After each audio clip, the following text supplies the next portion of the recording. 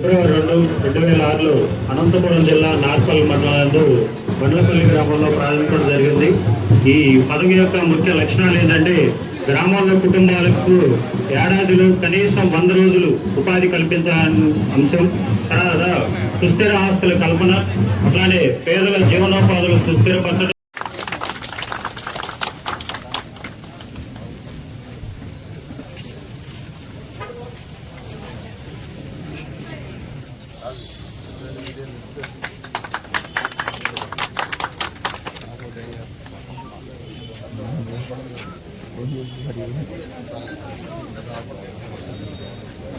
ఈ యొక్క పల్నాడు జిల్లా అభివృద్ధి పదంలో ముందుకు నడుస్తుందని, దానికి పూర్తి స్థాయి మన పార్లమెంటు సభ్యులు కృష్ణ గారికి పూర్తి స్థాయి సహకారాన్ని మనం అందరం ఇవ్వాలని, సపోర్ట్ ఇవ్వాలని, అదేవిధంగా మన ఎమ్మెల్యే ప్రవీణ్ గారికి అభివృద్ధికి మరి మనం కూడా ఎప్పటికప్పుడు విన్నవించుకొని మన యొక్క పనులు మనం పూర్తి చేసుకోవాలని మనస్ఫూర్తిగా కోరుకుంటూ జై హింద్.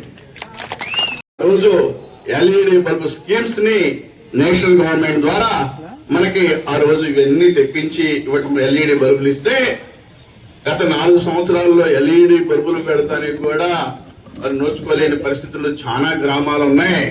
అన్నిట్లో మన పల్నాడు జిల్లాలో 700 గ్రామాల్లో ఎన్నున్నాయి అనే దాని మీద ఒక్కసారి ఆలోచించుకోవాలి. ఈ గ్రామంలో కూడా మనకు కనపడతా ఉంటుంది. ఆ పంచాయతీ డబ్బులు ఏం చేశారో అర్థం కాదు. మీ అందరికీ తెలిసిన విషయం, పెద్ద స్కామ్ గా మారిపోయిన సందర్భం మనం చూసాం.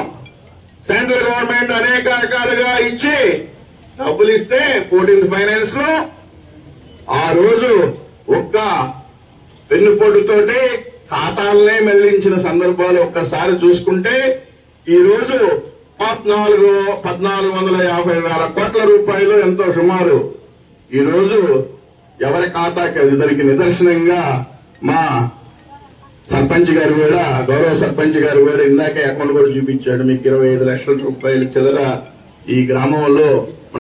ఏదైతే మీరు మా పైన నమ్మకం పెట్టుకున్నారో ఆ నమ్మకాన్ని ఏ విధంగా అయినా కానీ వాటిని నిజం చేయడానికి అన్ని ప్రయత్నాలు చేస్తామని చెప్పి మీ అందరికి కూడా తెలియజేసుకుంటాం.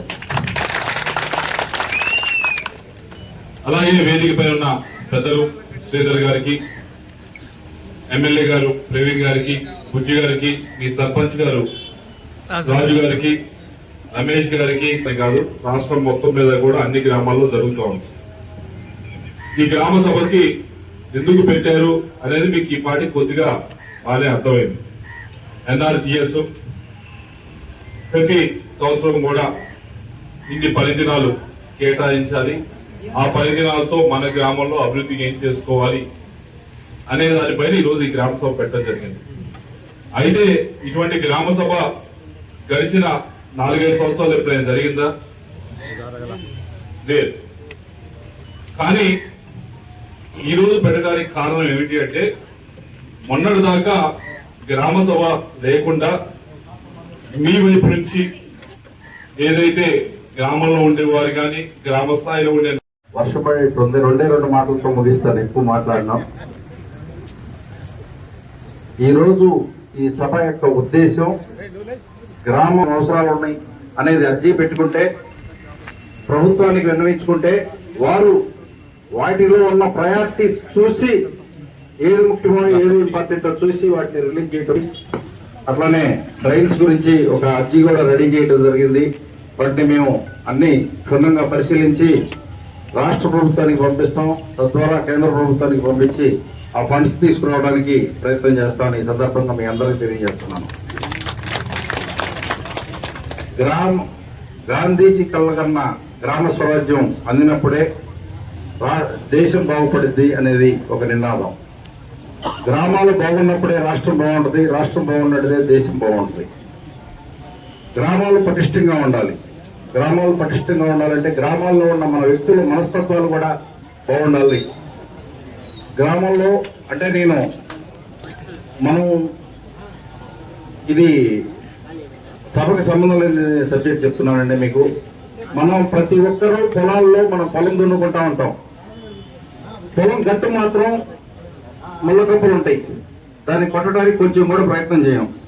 అట్లానే రోడ్డు పక్కన ఎవరికి వారు మన పొలాలు గట్లు కూడా బాగు చేసుకొని ఆ పొలం పక్కన గట్టు పక్కన ఉన్న రోడ్డు కూడా బాగు చేసుకుంటే ఎప్పుడు నీట్గా ఉంటుంది అనేది మా ఉద్దేశం అండి. అది దయచేసి అందరూ పాటించండి. ఎందుకంటే గవర్నమెంట్ అన్నీ చేయాలంటే చేయలేదు. ఎలక్షన్ల ముందు మేము 8 సంవత్సరాల్లో ఆర్థిక విధ్వంసం జరిగింది.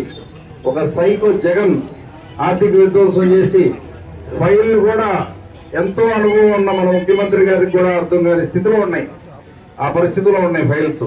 అందువల్ల ఎలక్షన్ల ముందు మేము ఏదో చెప్తాం లేదా, ఉండాలా లేదా, అందువల్ల టైం పట్టిద్ది. మేము చెప్పినవన్నీ చేయడానికి టైం పట్టి చేయకుండా ఉన్నాం, చేస్తాం, కొంచెం టైం పట్టిద్ది, వెయిట్ చేయండి.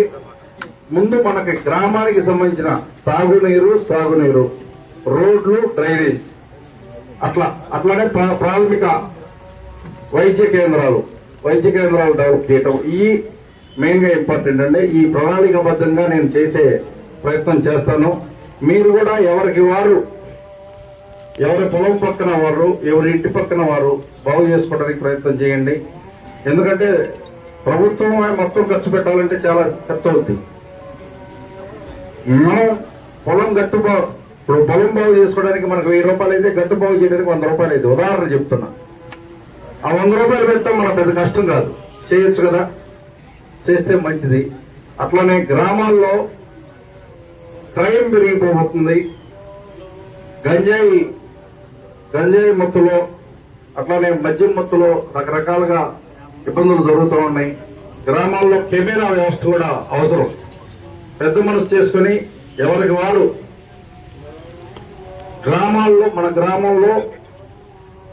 మన గ్రామానికి సంబంధించిన వాళ్ళు విదేశాల్లో సెటిల్ అయిన వాళ్ళు కానీ, అట్లానే పక్క రాష్ట్రాల్లో ఆర్థికంగా సెటిల్ అయిన వారిని కానీ గుర్తించి వారి సహాయంతో ఈ కెమెరా వ్యవస్థని కానీ ఇంకోటి కానీ ఏర్పాటు చేసుకుంటే మంచిదని ఈ సందర్భంగా నేను సర్పంచ్ గారికి, రాజు గారికి సూచిస్తున్నానండి. గ్రామంలో